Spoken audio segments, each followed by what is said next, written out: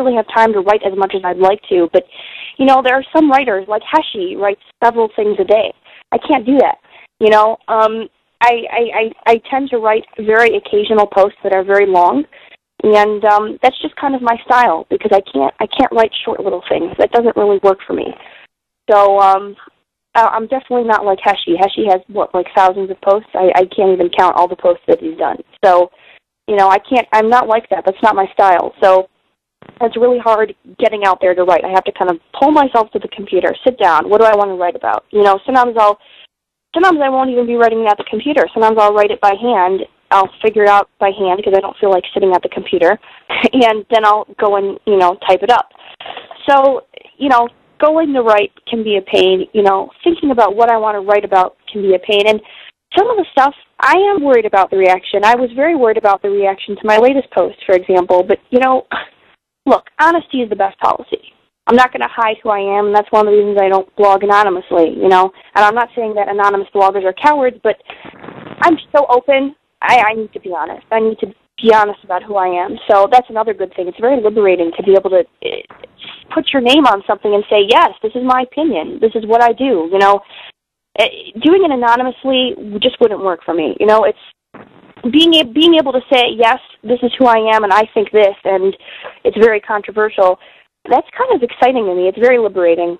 You know exactly what I'm talking about. Yeah. You know exactly what I'm talking about. I have to say you do, because the stuff that you write about also, look, people will come onto people's blogs and say this is outrageous. Well, okay, fine, so it's outrageous. We still have a right to say it, and being able to put your name on it and be honest about controversial opinions is very scary at first, but after a while, it's liberating, very liberating.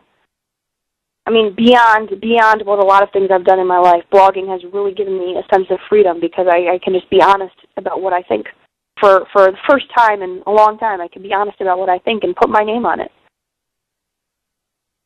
What type of blog post do you find easiest to write and which type most difficult? Oh, when you say what type, you mean what topic I'm writing about, or you mean what style? Anything, whatever it means to you. I'm just curious what comes easiest and what comes most difficult. I really like talking about relationships. I like talking about, writing about the way people interact with each other. I've always enjoyed writing about the whole shidduch scene and dating and men and all that, just because it's so fascinating to me. And, I'm 21 years old. Of course I'm going to write about men. I'm going to write about sex. I'm going to write about all these things. And I try not to sexualize things too much, but I enjoy writing about men, and I enjoy writing about the way the genders interact with each other and the way the film community approaches this, which, by the way, I think they're approaching it all wrong. And I like writing about that.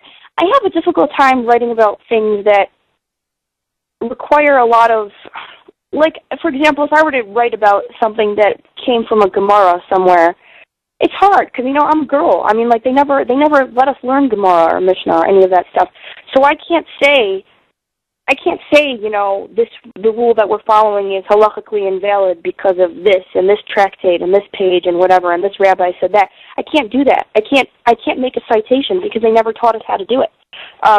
But what I can do is make a logical argument against it, or an emotional argument against it, or some type of argument that doesn't involve going into the text. And like I say, I feel like that was one of the downsides to having a frum education. The girls really aren't given the same tools to learn as the boys are. Yes, we do learn more of the actual Tanakh, but we're also not learning the way halacha is, developed and how it's evolved.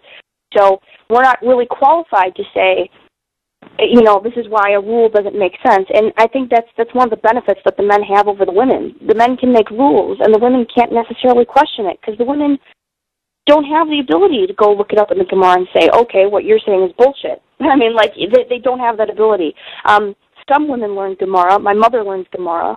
There are women who do it, but when you haven't been given the tools to learn it, it's very, very difficult. So it's hard to write. It's hard for me to write about halachic issues from a halachic, logical, counter-argument standpoint.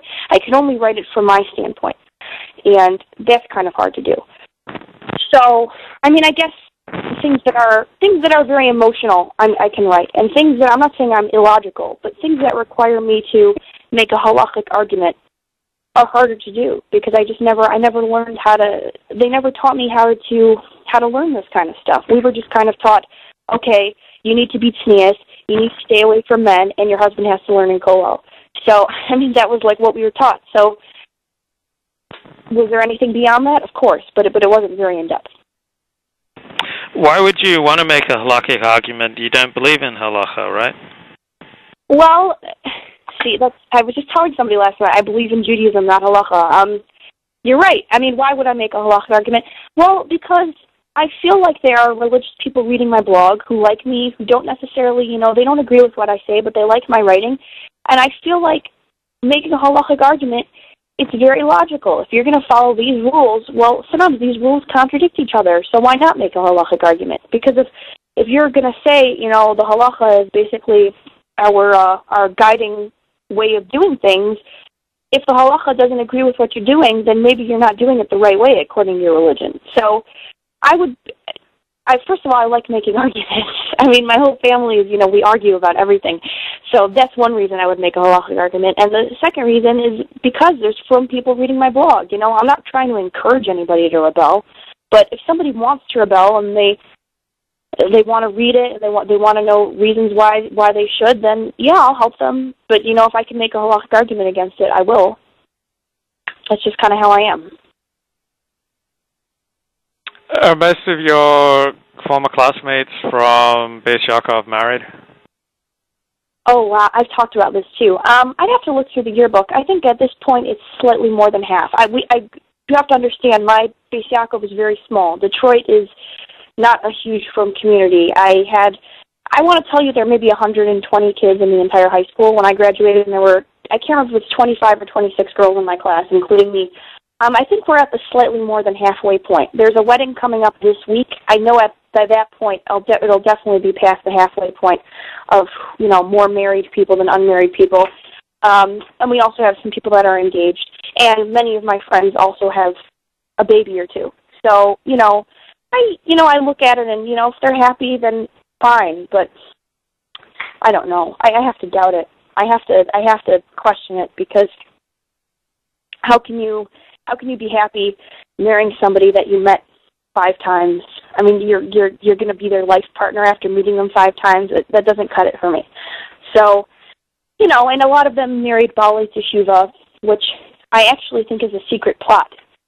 You want to hear my theory on this? I mean, it's crazy. A lot of my friends married BTs because this is what I think anyway. You can feel free to discredit it. I think that they say, hey, this is a guy that's frum, but he's been around the block, and it's just better for them. They get somebody who's frum, but who's also normal, because he didn't used to be frum.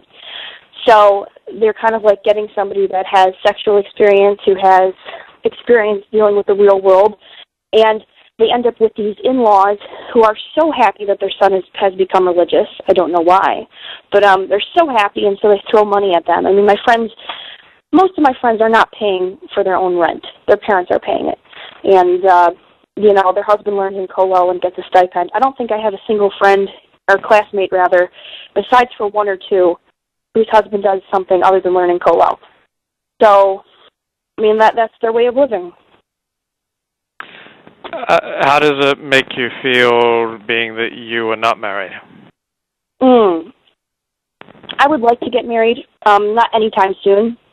I don't really see myself being married before I'm 24 or 25. I want to get married. I look at them and I get upset that, they followed the rules, and now they're being rewarded for following the rules. They have a husband, their parents pay their rent, all that stuff. But like, my idea of marriage is very different from their idea of marriage. I want to be married to somebody. I want to be like his life partner. I want to be his best friend. They don't see it that way. So, to me, what I'm looking for is very, very different. And, it's going to take a while because, I have certain hang-ups. And I'm sorry, I'm too young to get married. I'm way too immature. I don't have a career. I can't support myself right now. And, it's just not time for you. I would like it to happen, but, you know, sometimes you see all these people getting married around you, and you get kind of swept up in it, and you want to get married yourself.